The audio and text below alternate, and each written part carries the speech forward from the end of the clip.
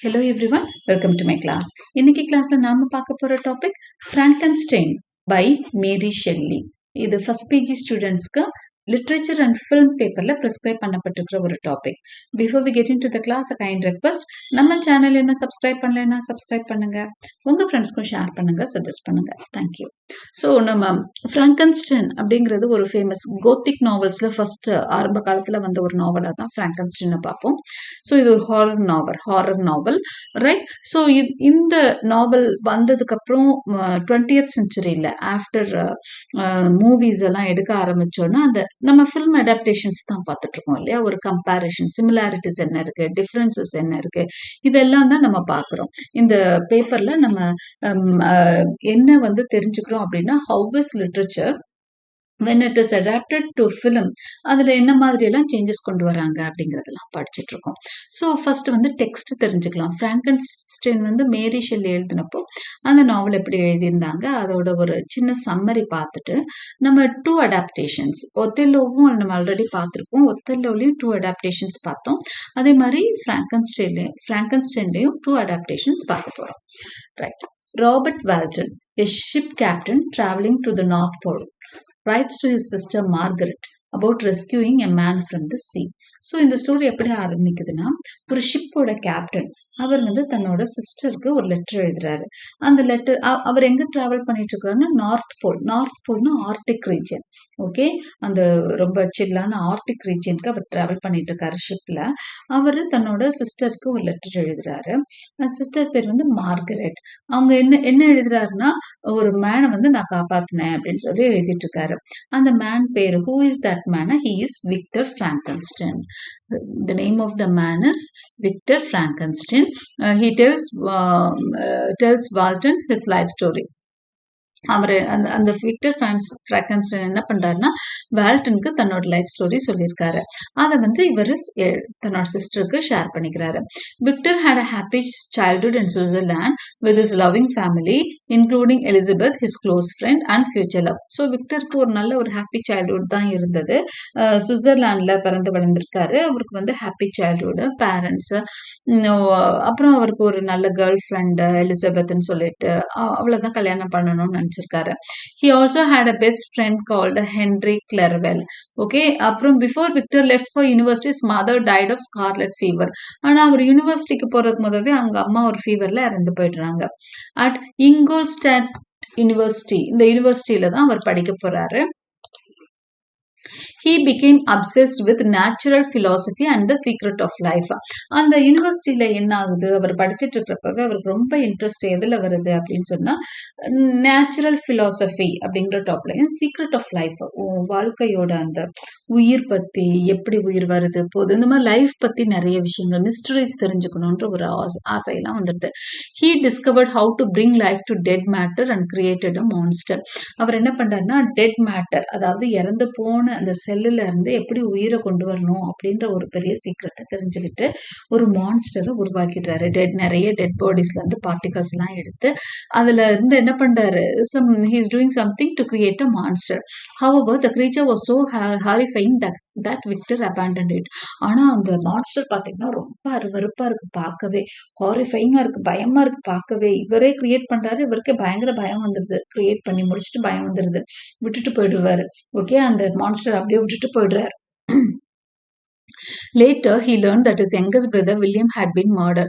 இவர் வந்து விட்டுட்டு போயிட்டார். ரொம்ப காலம் வந்து அவருக்கு வந்து இந்த மான்ஸ்டர் பத்தி ஒரு தகவலும் இல்ல. இவர் என்ன நினைச்சிட்டு பாருன்னா, அது எப்படியோ செத்து போச்சு, இல்ல அப்படியே போயிடுச்சு, என்னவோ நினைச்சிட்டாரு. அதுக்கப்புறம் தான் அவரோட யங்கஸ்ட் பிரதர், அதாவது அவரோட தம்பி, சின்ன தம்பி வந்து யாராலையோ கொல்லப்பட்டான் அப்படின்ற தகவல் வருது. Victor suspected the monster but state silent. அப்போ அவனுக்கு கிடைச்ச இன்ஃபர்மேஷன் வச்சு அந்த மான்ஸ்டர் தான் தன்னோட தம்பியை கொண்டிருக்குமோ அப்படின்னு பயங்கரமான சஸ்பெக்ஷன் வந்துருது. ஆனாலும் அவர் வாயை திறந்து யார்ட்டையும் எதுவும் சொல்லல. Justine Moritz, a family servant, was falsely accused and executed. இதுல தம்பி இறந்தோன்னு அங்க இருந்த இன்னொரு சர்வெண்ட் என்ன பண்ணிடுறாங்க, அவன் மேல பழிய சுமத்தி அவனை வந்து கொண்டுடுறாங்க. அவனை லீகலா அவனை தண்டிச்சிடுறாங்க. Victor was devastated by guilt. விக்டருக்கு ரொம்ப கஷ்டமா இருக்கு. நம்ம ஏதோ ஒரு தப்பு பண்ண போய் தம்பி இறந்துட்டான், தம்பியை கொண்டான்னு வேற ஒருத்தனை கொண்டிருக்காங்க. ஆனா இவருக்கு சந்தேகம் நல்லா தெரியுது, மான்ஸ்டர் தான் கொண்டு இருக்கும் அப்படின்ட்டு. Hoping to escape his pain, Victor traveled to the mountains where the monster found him and told its sad story. இவர் என்ன பண்றாரு, ஐயோ நம்ம ஏதோ எந்த கதையும் நமக்கு தெரிய வேண்டாம் அப்படின்னு சொல்லிட்டு ஏதோ மவுண்டன்ஸ்க்கெல்லாம் போறாரு. ஆனா மவுண்டன்ஸ்க்கு போனா கூட அவர் கண்டுபிடிச்ச மான்ஸ்டரை ஒரு வழியா பார்த்துடுறாரு. அது தன்னோட சேட் ஸ்டோரியை அவர்கிட்ட பகிர்ந்துக்குது. It had suffered rejection from everyone due to its horrible appearance. அது சொல்லுது, ஏன் என்னை இவ்வளோ கோரமா படைச்சிருக்க, என்னை எல்லாரும் ஒதுக்கி தள்ளுறாங்க, என்னால அது தாங்கவே முடியல, ரிஜெக்ஷன் தாங்கவே முடியல, நீயும் என்னை ஒதுக்கி வச்சுட்டு, உலகமே என்னை ஒதுக்கி வச்சிருச்சுன்னு. அது ரொம்ப பிலாசாபிக்கல். ஆக்சுவலா நாவல் கொஞ்சம் கோத்திக் ஸ்டோரினா கூட ஹாரர் இருக்கும், கொஞ்சம் பிலாசாபிக்கலாவும் போகுது. It learn to speak and read but was hated by all. இது படிக்க எழுதெல்லாம் கத்துக்குச்சு, ஆனாலும் எல்லாரும் ஹேட் பண்றாங்க. Angry and lonely it begged Victor to create a female monster as a companion. அப்போ அது கேக்குது, நான் இவ்வளோ லோன்லியா இருக்கேன், நீங்க எல்லாம் ஹாப்பியா இருக்கீங்க, எனக்குன்னு ஏதாவது ஒரு கம்பேனியன் வேணும் இல்லையா, என்ன மாதிரியே இன்னொரு ஒரு ஃபீமேல் மான்ஸ்டர் படைச்சு கொடு, அட்லீஸ்ட் என்னோட தனிமை போகும் அப்படின்னு கேக்குது. Victor agreed but later change is mind and destroy the female creature. Victor அதோட ஸ்டோரி கேட்டு கொஞ்சம் ஃபீல் பண்றான்.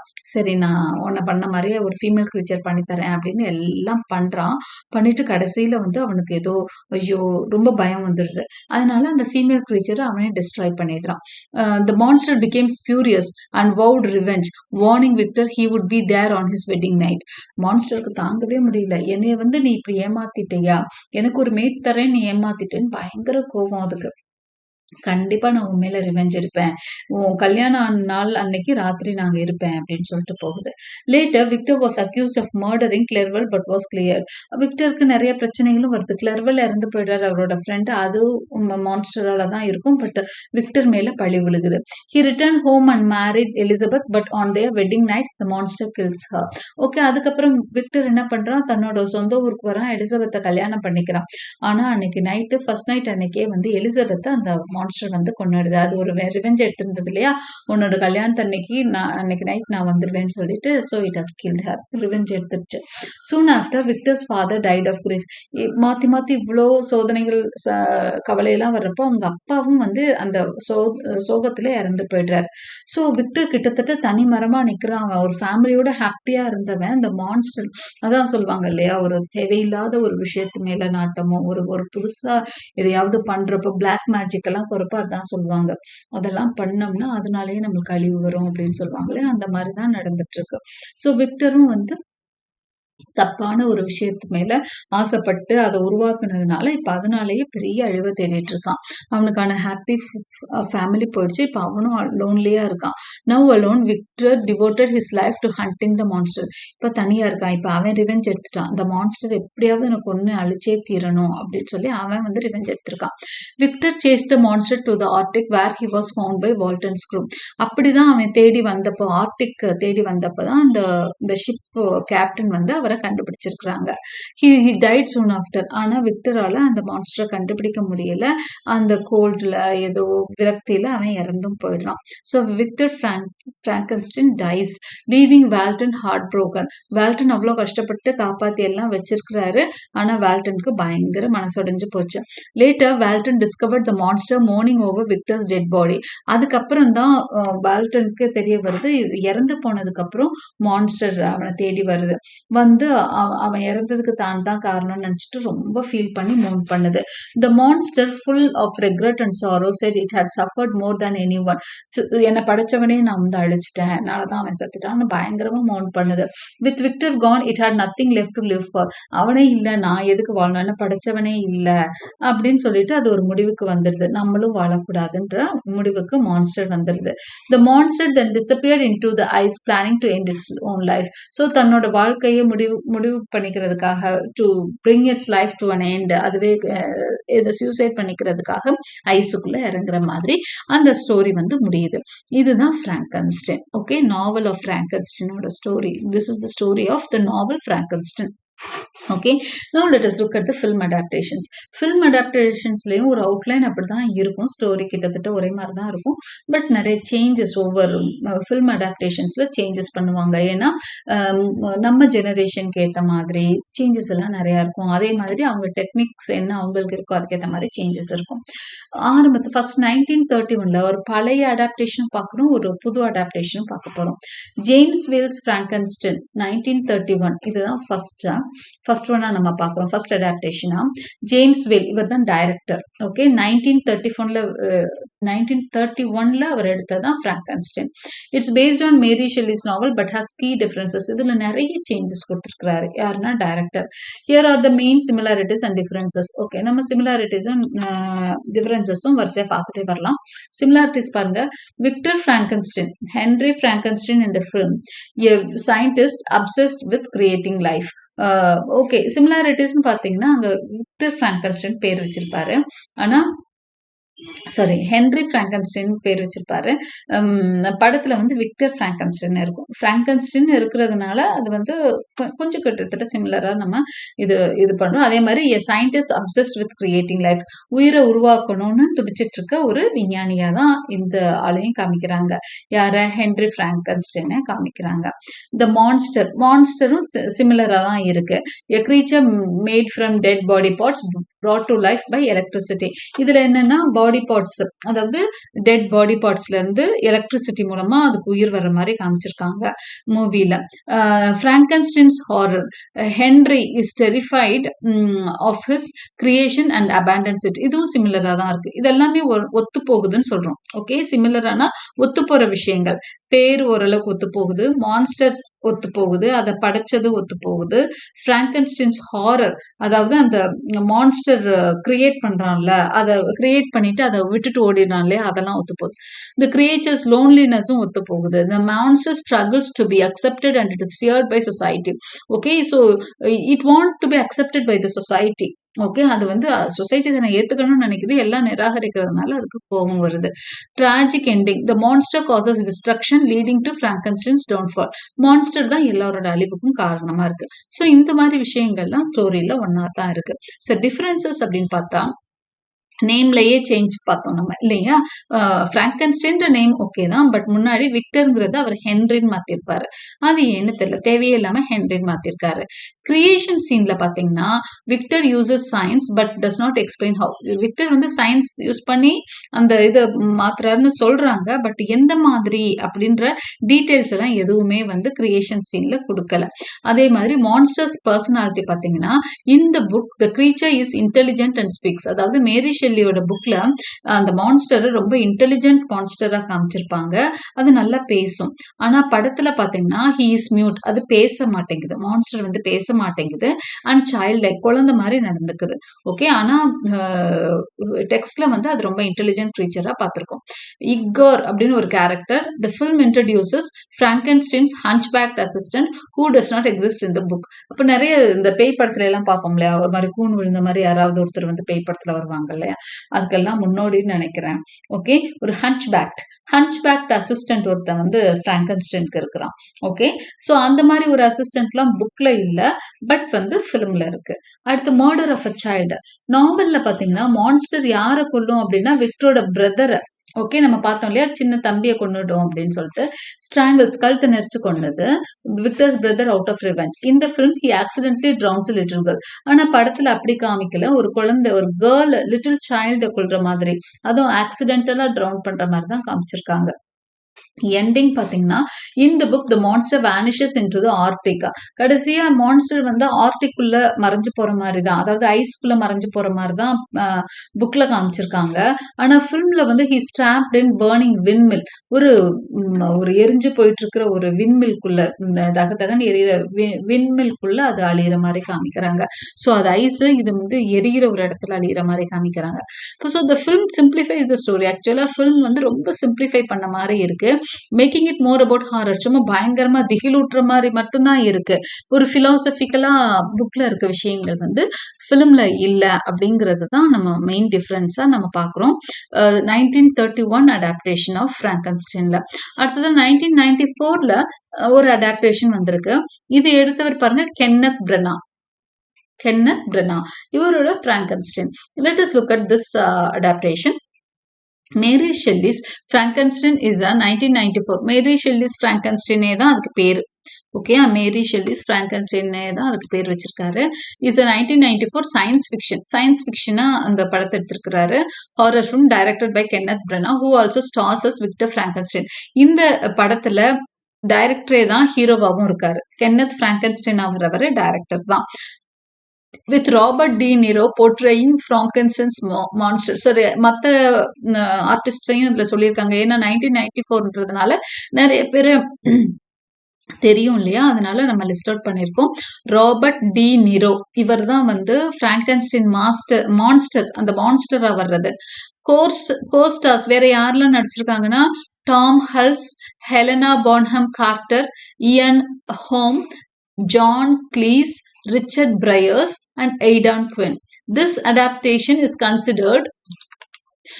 considered the most faithful film adaptation. இப்போ ஃப்ராங்கன்ஸ்டைன் வந்ததுலயே இது ரொம்ப ஃபெய்த்ஃபுல்லா இருக்கும். அப்படின்னா என்னன்னா அப்படியே டெக்ஸ்ட ஒத்த மாதிரி இருக்கும். நிறைய விஷயங்கள் 90% டெக்ஸ்ட்ல இருக்கிற மாதிரியே எடுத்திருக்கிறாங்க அந்த director. In some respects of Mary Shelley's 1818 novel Frankenstein or Prometheus, the modern Prometheus. இந்த ஃப்ராங்கன்ஸ்டைனுக்கு வந்து மேரி ஷெல்லியோட ஃப்ராங்கன்ஸ்டைனுக்கு இன்னொரு பேரும் இருக்கு, த மாடர்ன் ப்ராமித்தியஸ். ஓகே, அதுவும் ஞாபகம் வச்சுக்கோங்க. Frankenstein R the modern ப்ராமித்தியஸ். இதோட ரொம்ப ரிலேட் ஆகுறது 1994 மூவி தான்.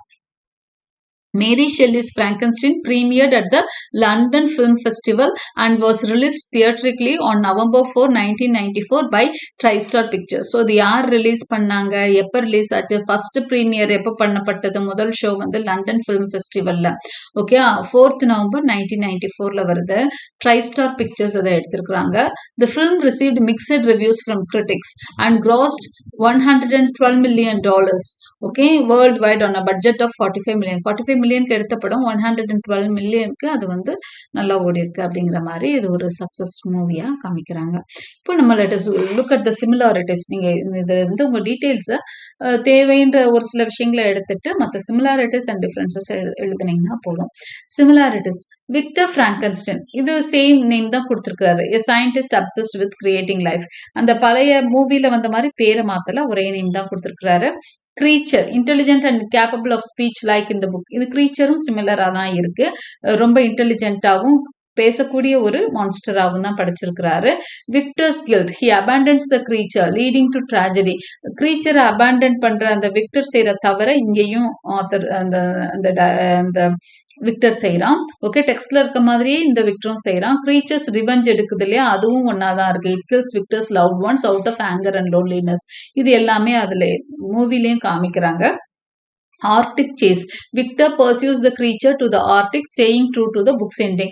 புக்ல எப்படி வந்து எண்டிங் கொடுக்குறாங்களோ அதே மாதிரி தான் வந்து ஃபிலிம்லையும் காமிச்சிருக்காங்க. எலிசபெத்ஸ் murder, the creature kills Victor's wife on their wedding night. இதுவும் ஒரே மாதிரி வந்திருக்கு. Okay, differences. Now let us look at the differences. இதுல என்னென்ன மாற்றங்கள் இருக்குன்னு பார்க்கலாம். எலிசபெத்ஸ் resurrection. In the film, Victor tries to bring Elizabeth back to life, but she kills herself. This does not happen in the book. சரி, சினிமாக்காக ஒரு சில changes, ஒரு அழகான சேஞ்சஸ் வந்து இவர் 1994 அடாப்டேஷன்ல கொண்டு வந்திருக்காங்க. அது என்ன தெரியுமா, எலிசபெத்தை வந்து உயிர் விட்டுறாரு. விக்டருக்கு தான் அந்த மேஜிக் தெரிஞ்சிருக்கு இல்லையா, உயிர் கொண்டு வர்ற மேஜிக். அப்ப எலிசபெத் இறந்து போன எலிசபெத்தை திரும்ப உயிர்ப்பிக்கிறாரு. ஆனா அவ திரும்பவும் என்ன பண்றா, she kills herself. இது வந்து எதுல வருது, மூவில மட்டும்தான் வருது.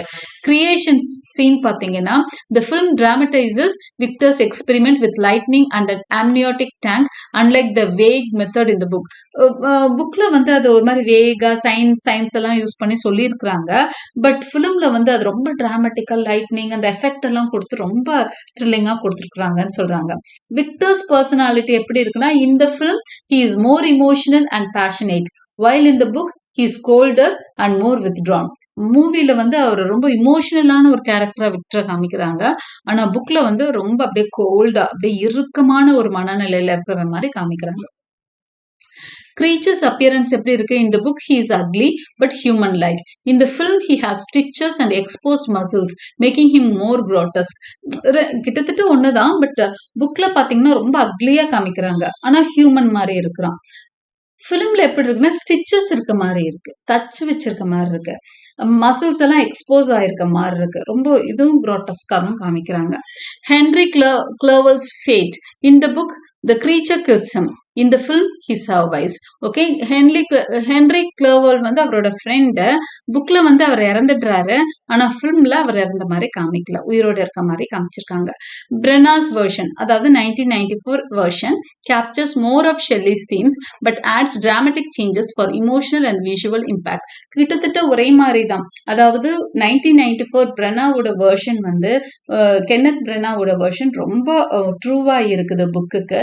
பட் என்னன்னா கொஞ்சம் அந்த மூவிக்காக அந்த டெக்னாலஜி அப்புறம் இந்த விஷுவல் எஃபெக்ட் இமோஷன்ஸ் தூண்டி விடுறதுக்காக ஒரு சில எஃபெக்ட் மட்டும் கொடுத்துருக்காங்களே ஒழிய, மற்றபடி 1994 வெர்ஷன் ரொம்பவே it is very truthful to the original text அப்படிங்கிறது தான் நம்ம ஃப்ராங்கன்ஸ்டைன் பத்தி தெரிஞ்சுக்கிற விஷயங்கள். Hope you like my explanation.